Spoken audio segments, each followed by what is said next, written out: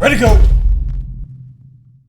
Alrighty guys, interesting video here for you today. This was a question that I asked to the Fix crew last night when we were filming that podcast, and I wanted to ask it to you guys as well because it's a fun topic, an interesting topic, and I wanted to share with you my thoughts on who I would buy if arm wrestlers were cryptocurrencies. So the cryptocurrency world, obviously an unregulated sort of just investment platform with many growth opportunities. Arm wrestlers,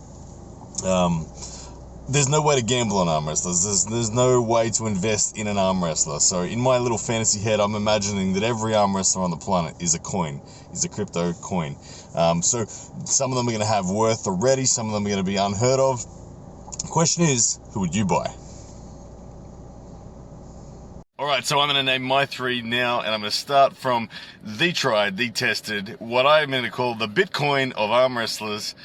None other than Mr. Devin Larratt. Okay, Devin Larratt currently sits at about 370,000 subscribers on YouTube. I believe that is on the beginning for him. I believe he will be a 1 million plus subscriber YouTube channel probably by the end of 2021. And I think his upside potential goes all the way up to 5-10 million before Devin Larratt is kind of done with the sport or dead, whatever. I don't think he's ever going to stop, so there's a good chance that Devin Larratt's value is going to always rise. Even if Devin Larratt, the arm wrestler, starts to fade and he's no longer the man that he was at his peak, his King's move is still going to keep him relevant. He's going to be a top 10 guy for probably his whole life. He'll probably die still in the top 10 arm wrestlers on the planet because of that nasty King's move he's developing. And we all know Devin Larratt's personality is killer. Everyone loves Devin Larratt.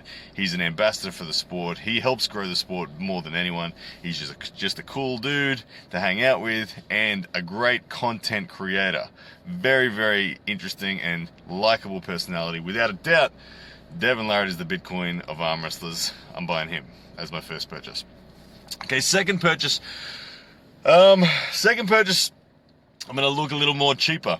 I'm going to look for someone who has all the right indicators that they're going to head up and the promise of sticking around and the opportunity to actually make some big profit, potentially more profit than you'll make with Devin Larratt.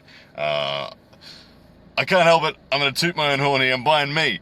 I reckon I'm a good purchase simply for the fact that I'm all in on this sport. This is all I do. I love this sport, so I'm not going anywhere. I'm a lifer. I want to be 80 years old arm wrestling my great-grandchildren and beating them. I'm privileged enough that I get to spend every waking hour of the day invested in this sport. So social media, I'm at what? 36,000 subscribers on YouTube. I think that in time that will get to the big levels, especially if my arm wrestling actual ability continues to grow as well. Haven't quite got the personality of a Devin Larratt. That's okay. So I'm not going to catch him, but I think the upside is very good. And the more momentum I get, the bigger the collaborations, all that sort of stuff. So yeah, I know it's a bit vain, but I think I'm a good purchase if I'm a coin. All right, moving on. All right, my third purchase, I'm going to go for someone who I think is severely undervalued in the terms of the world's attention. Now, remembering that attention is the true commodity that determines the value of these arm wrestlers in this little experiment that I'm talking about. Now, this guy is an absolute killer on the table already. He's a genuine world elite amongst the super heavyweights, and I believe he has a very cheap price at the moment. Very cheap price because he's only just begun in terms of his social media presence. Now I'm talking about Georgia's Gennady Kvikvinia. The reason I've picked him is he's just created his YouTube channel. There's a lot of upside. The reason I believe there's so much upside in Gennady is his personality is killer.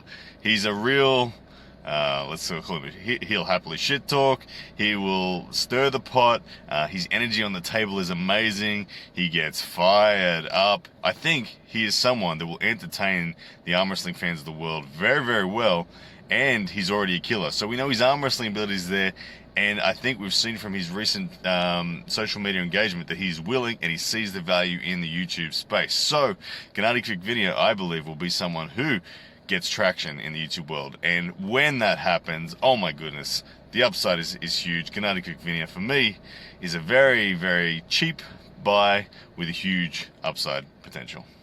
course, there are so many other people that we could mention as well.